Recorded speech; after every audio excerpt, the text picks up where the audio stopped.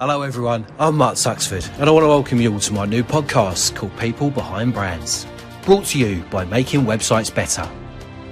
Throughout the series, I'll be opening up my little black book of contacts where I'll be joined by an inspirational guest from the world of business, getting to the bottom of what made them so successful. In each episode, I'll be touching upon the highs and the lows that every professional has faced along the way. To never miss an episode, subscribe to our exclusive content now and follow us on our social media platforms. People Behind Brands. Life lessons from the world of business. From humble beginnings to working in a big city, our next guest has seen it all with plenty of life lessons to share. As a former investment banking consultant turned SEO and digital content strategist, life in business has been one big adventure for Neil Sheth. With a young family and founding Bubbli Digital and Writefully, Neil is constantly spinning plates, thriving on change and always seeking the next challenge. But finding that balance between businessman and family man has arguably been Neil's biggest challenge of them all. So let's find out what's bubbly under the surface. Show, Neil, it's great to have you on. How are you doing today, my friend? Yeah, good, Mark. Looking forward to this chat. Good, excellent. So Making Websites Better, the sponsor of this podcast, are proud to partner with Neil's agency, Bubbli Digital. During our partnership, we have also built Bubbli's website in addition to Neil's new business venture, Writefully. At Bubbli, Neil leads his digital marketing team as they corner the market with SEO, in addition to Writefully, who offer high-quality content on demand for a wide range of businesses in diverse industries. As a former investment banking consultant turned SEO consultant and digital content strategist, Neil has seen so much in the world of business and has plenty of life lessons to share with you, the listeners. So first question, Neil, I'd just like to start with your early career. So before setting up Bubbli, you were a consultant within investment banking in the big city. So why the big change? Yeah, so I was a project manager for about 10 years across a number of investment banks. And in 2009, launched my very first website. And honestly, I was hooked. I mean, I lost a ton of money back then because I knew nothing about it. But I was hooked to marketing, content marketing, SEO. And, you know, ever since I've been launching websites after websites, and I guess I built an intuition for what it takes to grow traffic to a site and make sales. And, you know, realized I didn't enjoy my job as much and wanted to follow my passion. And that's where Bubbli really started as an SEO agent. So let's talk about more about that change as we know you are today. So with Bubbli and Writefully, let's talk about more of that with the companies that you founded with obviously great success. Yeah, so started Bubbli Digital in 2017. Just before that, I started a blog, actually, yourbrandfound.com, and I was blogging about SEO and marketing. And I think that's important. If anyone's like, you know, in business, to put your thoughts on paper and let everyone see it. And I started that, and then I launched Bubbli Digital. We had a different name back then. And we just began working with like smaller local businesses. And I was working from, you know, my bedroom. And over time, we started to take on more clients, which was great because now I could actually start to pay my bills. And then hired my first person, who's still with us today, Sveta. I rely on her heavily. And, you know, we moved into an office, hired another person, hired an intern, which was actually a mistake because I didn't have the time to train them. So I learned from that mistake, and then began to hire kind of more senior people, and then we could hire more junior people. So yeah, over the last 4 or 5 years, we've grown. And then, you know, COVID, I think every business has taken a hit. So out of COVID, we stumbled upon the opportunity of Writefully, which I'm sure we'll talk about later on. But yeah. So would you say that both your companies complement each other quite well? I mean, especially with content writing being such an important factor when ranking on search engines and, you know, general SEO best practices. Yeah, I mean, look, the Writefully, so Writefully is a copywriting on demand, as you said, service. You could either order on an ad hoc basis or on a monthly subscription. But actually, and someone said this to me yesterday, when I explained it to him, he's a friend of mine, and said, yeah, we launched Writefully. He goes, but isn't that what you're doing for Bubbli anyway? And he's spot on. Yeah. It's exactly what we're doing for Bubbli. We're doing no different. In fact, I think what we're doing with Rightfully in terms of content creation is more specialized and is smarter, just because we've now got that focus. Yeah. But technically, we've been creating content for the last 4 or 5 years. And so, you know, when you're running an SEO campaign, when you're trying to build your brand organically, content is like the cornerstone, and it is really where the value is, because whether you grow your brand organically or not, actually you need content anyway to have that engagement, to have that conversions, to drive those conversions, to actually have something worthy of promoting. So, you know, that's been our bread and butter as part of Bubbli, but we realized there was a particular client that didn't want the entire retainer. But what they really valued, and we had a client say this to us actually before we even had the ideas, they said, guys, we don't need all of this, we just want your content because we really love it, and we just want. And so we had that conversation a few too many times for us to almost, you know, it just became obvious to us that we needed to draw out the content creation and spin that product out. And actually what's happened on the back of that is a load of innovation. We're going, we could do this for our clients. We could change the content, or we could use this technology with the content to be able to do this. And we couldn't do that before because we had content merged with an SEO campaign, which is quite complex. Whereas now we're looking at it with we've got one person leading it, fully focused on it. Then we're moving our team to it, the copywriting team. So now we've got a real focus and energy behind it, which makes a massive difference.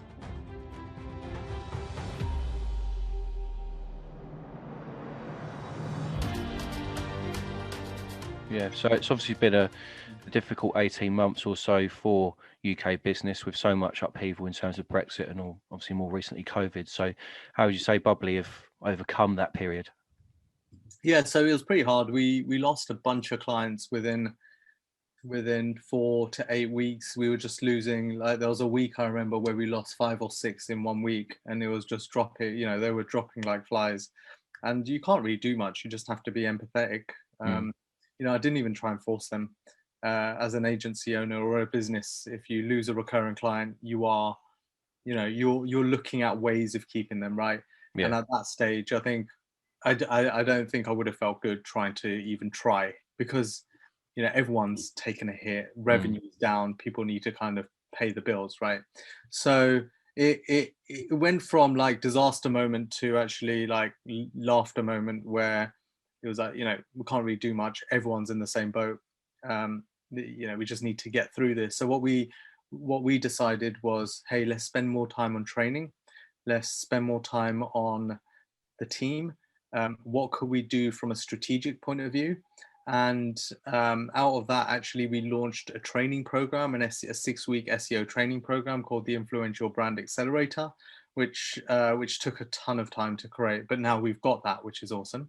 And we use that internally for our team whenever we're hiring. So would we have done that if COVID hadn't come? No.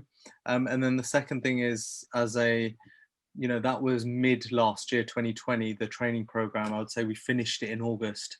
And then October come November, we decided to launch Rightfully, which was our next strategic move.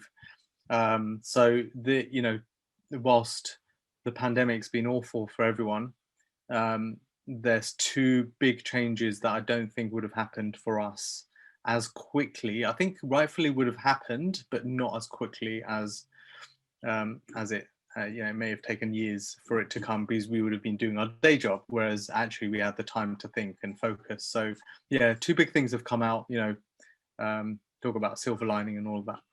Yeah, I suppose it's sort of how you use that sort of time, I suppose, and it sounds like you've used that time well, and obviously creating Rightfully, which is also good as well. So, but I mean, for you personally, how much of an impact did the global pandemic have on you, stuck at home, and you know, your family and all that sort of stuff? What was it like being at home? Yeah, great question. So we had a kid actually, our second child, in December 2020. So you know, I think March to the end of the year, we were pretty much kind of managing pregnancy. And my wife, you know, unfortunately had a rough pregnancy, and it's no easier now trying to manage 2 kids. But that definitely brought some challenges across. I think also, obviously revenue being largely down, that doesn't play to your mindset that well. But as soon as you find something to focus on, I find, that just goes away, and then, you just get used to these moments in business. Otherwise, working from home full time is tough, especially if you're not used to it and you've got kids running around.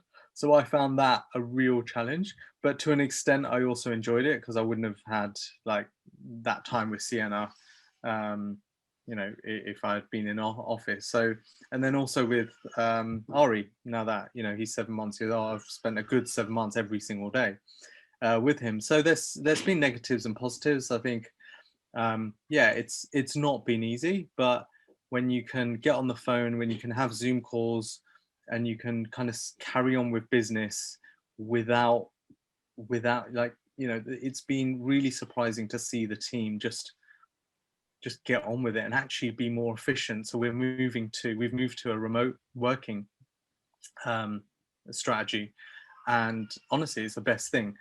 We will meet in person, but and that's something I'm missing for sure.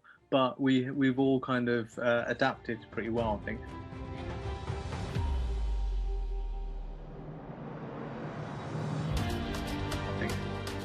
So the aim of this podcast is to delve deeper into some of the more testing times and setbacks that have come along in life. What would you say have been some of the challenges that you've had to overcome in your personal life that will sort of always stay with you?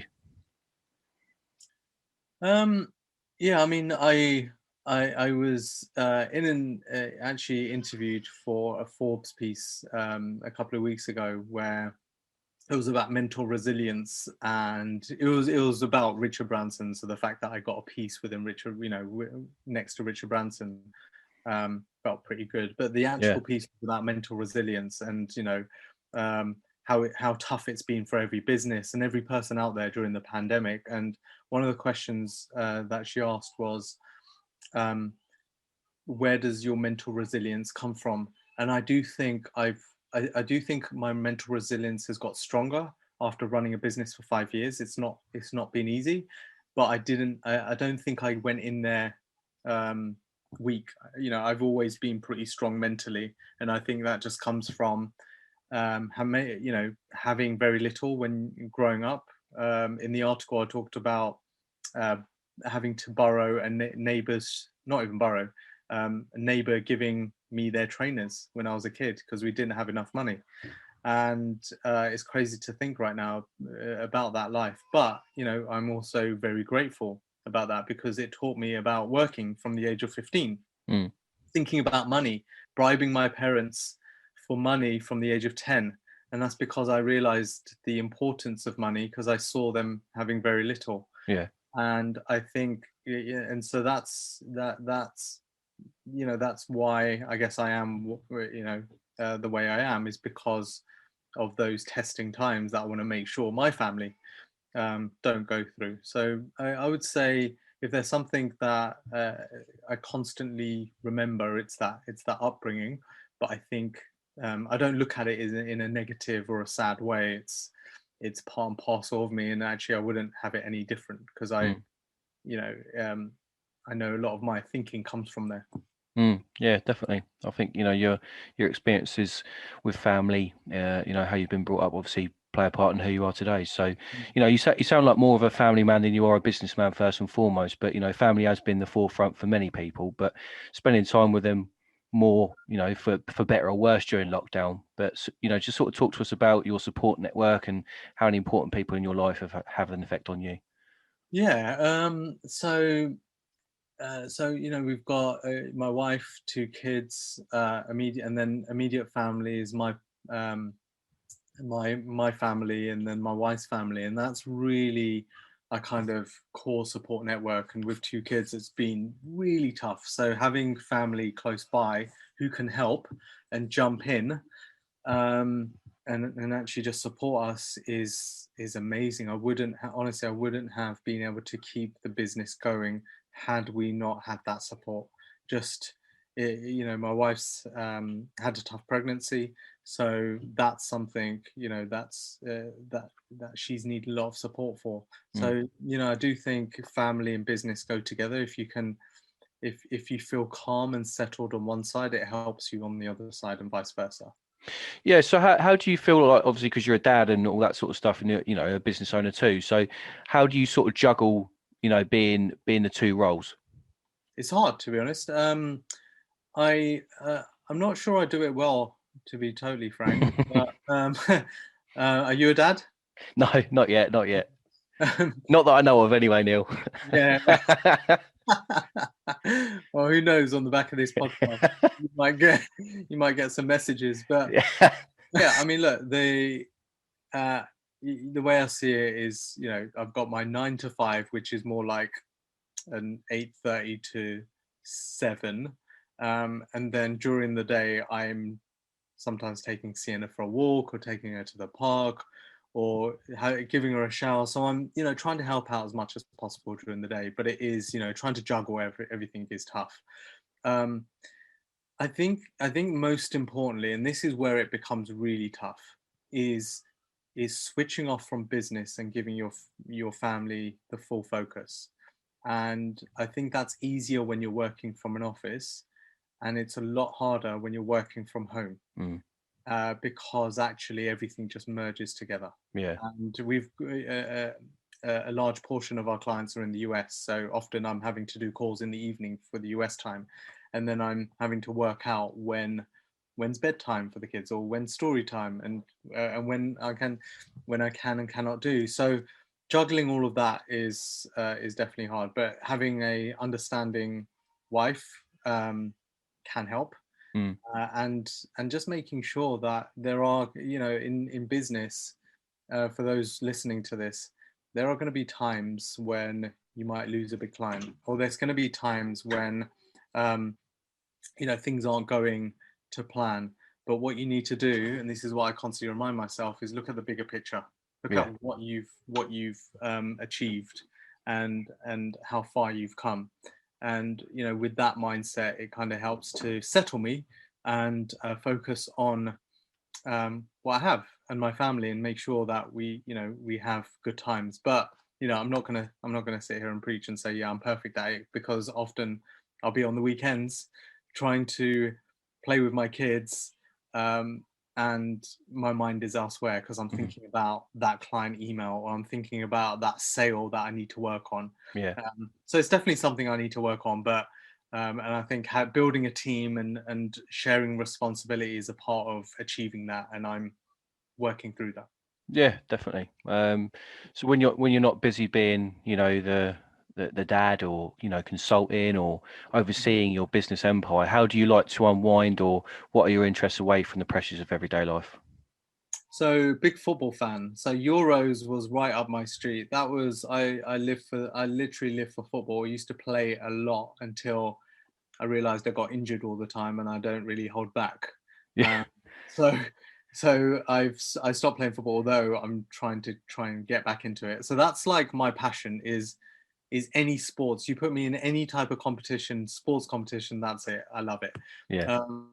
I go to the gym. Don't really love going to the gym, but I'll do it because I know I need to do it. But that's what I do like about going to the gym is I can listen to a podcast about entrepreneurship or business, or maybe this one. Yeah. And that's the part I do love about going to the gym. But yeah, along those lines, and I'm a big Netflix Prime, anything series, movie. I'm watching Lupin right now.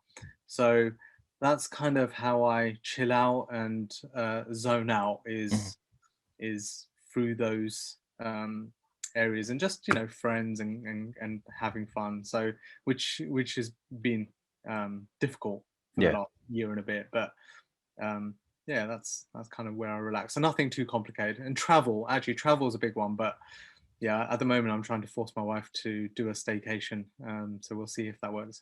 Yeah. So you obviously mentioned football there, and the Euros was obviously sort of disappointing in the end with the final, but obviously we did quite well. But in terms of your team, who do you support? Yes, I'm looking at your background here. So who is that? Is that? It's Ipswich Town, unfortunately. Oh, is it? Okay, yeah. Yeah. I thought that was yeah, a different team. It's a very old shirt. It's when we was in the playoffs. So I've got it framed.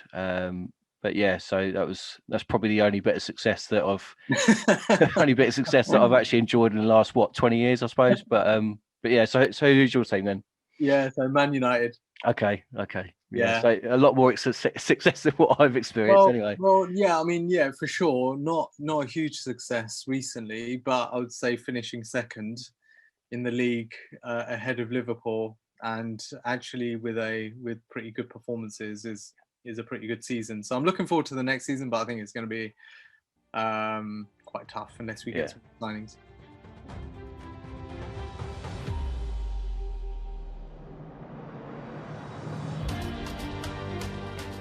So I like to ask all our guests this. What would be the one life lesson you could give to your younger self or someone listening that can learn from your experiences? I would say be open to failing and just trying. So in 2009 I lost £20,000. I wouldn't recommend that, but I would say I built a website which wasn't with making websites better because I didn't know you guys then. Yeah. But I built a website and I knew nothing about marketing, and at the time it was depressing, right? Losing that kind of money was depressing and real downer. But had I not gone through that experience, I wouldn't be where I am today. So what I would say is, look, don't go and waste 20 grand, but yeah, if you've got savings, if you have an income, actually, here's something that's really interesting. I invest and try new things, even though today I don't have a guaranteed income, right? Because we could lose all of our clients tomorrow. Touch wood. But I invest a ton more. So I'll try new things. I'll see a training and then I'll buy it, or I'll try some ads and then I'll put £1,000 or £2,000, or just pay 10 grand, a plus for a piece of software or a website. And what's interesting is when I actually had a job and I was in banking and I had an income, I did none of that. Yes, I did some training. Yes, I did. Yes, I was launching websites, but I wasn't actually, let's say, paying for a coach or paying for some software or launching a new business and actually spending on that business, right? Even Bubbli, when we launched that just before I left work, I could have actually run some ads to it because I had an income. I had a guaranteed income. But right now I'm investing a ton more. And I think actually back then what I should have maybe done is gone, look, Neil, you're earning X amount. Why don't you take a percentage outside and use this as test budget to launch your own business? So if you have the luxury of that situation, I would say do it because it speeds everything up. You really start to learn. And what I found is now I'm just spending when I see the value in it. And as long as I can measure the risk, if it doesn't work and I can live with that, then I'll just spend, right? And what that enables me to do is it enables me to move fast and try new things and not overthink it. And I think that's very important. So for all those listening, be open to change and try new things. Yeah, completely agree. So listen, Neil, thanks so much for coming on and sharing your experiences, with family and business, showing back your football team. But, before we wrap up, perhaps you might like to tell our listeners where they can find Bubbli and Writefully and how they can get in contact. Yeah, cheers, Mark. Really enjoyed this. So Bubbli, you can find that at Bubbli, Bubbli digital.com. That's we're an SEO agency. We run SEO campaigns. And Writefully is writeful.ly. That's WRITEFUL.ly, Writefully. And as you mentioned, we are a copywriting service, either ad hoc or on a subscription basis, and we can take care of all of your content needs, as much or as little as you want. But yeah, thanks, Mark. Great, no worries. Thanks, Neil. So yeah, please go and check out Bubbli and Writefully. But join us next time for a brand new episode every Wednesday. Please make sure you give our previous episodes a listen wherever you get your podcast from. Available on all good audio platforms. If you know anyone would like to share their life lessons from the world of business, you can email me directly, mark.t@makingwebsitesbetter.com, or DM me on social media @podcastpbb. All that's left to say is, ladies and gentlemen, I give you Mr. Neil Sheth.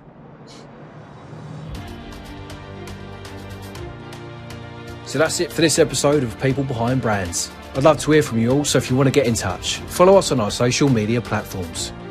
If you like what you heard, please rate and subscribe to our exclusive content now. Join us next time for a brand new guest on the podcast as we explore yet more life lessons from the world of business. We'll see you soon. Ta-da!